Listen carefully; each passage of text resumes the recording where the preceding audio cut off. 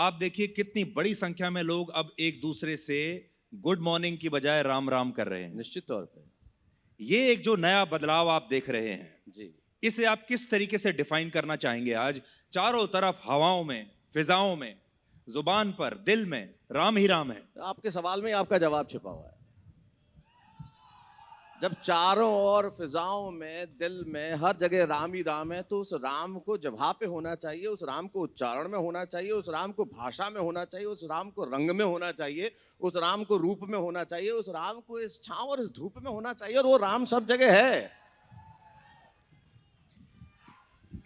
एक समय ऐसा था जी, जब राम राम करने में लोगों को संकोच होता था। जी, बड़े शहरों में पढ़े लिखे तबकों के बीच में जब आप पार्टी में जाते हैं और कोई कहे राम राम जी, तो लोग उसको समझते थे थोड़ा पिछड़ा हुआ है, अंधविश्वासी है। सनातन धर्म को हम इस तरीके से डिफाइन किया करते थे और उसको अंग्रेजी में हम कहते हैं अपोलोजेटिक हिंदू। जी, तो थोड़ा बैकफुट पर आ जाता था। निश्चित। फिर वो भी अंग्रेजी में अपने आप को व्यक्त करने लगा। आपको ऐसा लगता है कि ये एक नए युग की शुरुआत है, और युग सिर्फ राजनीति के हिसाब से नहीं, सभ्यता के हिसाब से? निश्चित तौर पे सभ्यता और संस्कृति, आखिर राजनीति निकली कहाँ से? समाज से निकलती है। सभ्यता और संस्कृति सिर्फ यही, और ये नए युग की शुरुआत तो है ही। मैं कल प्रयागराज गया, देश के कल बहुत सारे हिस्सों में था। वो जो भगवा लहरा रहे हैं, जो श्री राम के चित्र लगे हुए हैं, जो रंग है, जो रूप है चारों, और जो धुन बज रही है, मेरे घर राम आए हैं, ये जो अद्भुत चारों ओर वातावरण है, ये स्वतः स्फूर्त है।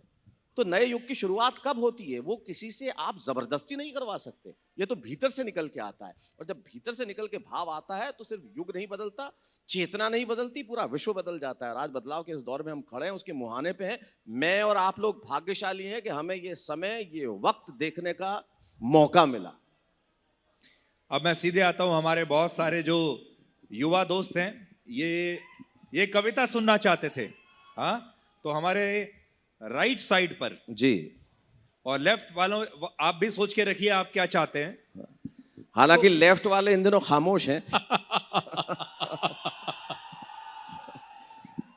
मामला राइट विंग का ही है। राइट विंग का ही है। तो अभी पहले हम राइट विंग जो है उनकी डिमांड पूरी करते हैं। जी, एक कवि हृदय, आपने कहा कि सब कुछ, राजनीति भी समाज से निकलती है, कविताएं भी समाज से निकलते हैं, कलाकार भी समाज से निकलते हैं, और जो समाज की भावना होती है, आज की जो भावना है, उसे क्या आप हमारे इतने दर्शकों के लिए कविता के जरिए कैसे आप उसे प्रकट करेंगे? मैं इन दोनों ये नई पंक्तियां हैं, बिल्कुल ये मैंने कल भी कहीं सुनाई थी, लेकिन मुझे लगता है इससे श्रेष्ठ आज के दौर में, आज के इस भाव में कहने को है नहीं।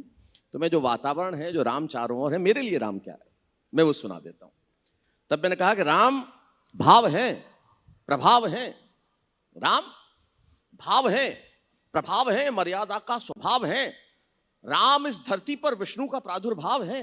राम सिर्फ नहीं एक शब्द है, राम अतीत, राम वर्तमान, राम ही प्रारब्ध है। राम अतीत, राम वर्तमान, राम ही प्रारब्ध है। राम है रोम रोम, राम है संपूर्ण व्योम, राम हृदय के आसपास, राम बसे श्वास श्वास, राम है सेतु सेतु, राम है शिलाओं में, राम है अक्षर अक्षर, राम हर विधाओं में, ज्योत्सना में है राम, राम सूर्य के सबेरों में, आस्था का रूप राम, राम शबरी के बेरों में।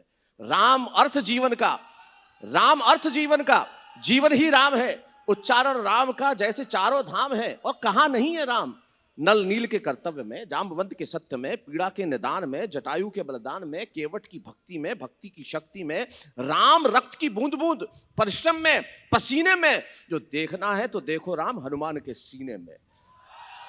वृक्ष वृक्ष राम राम, वृक्ष वृक्ष राम राम, राम हर पत्र में, राम का नाम गूंजा आज चहु और नक्षत्र में। राम पग पग पथ पथ राम है, जीवन के सत्य की हर शपथ राम है।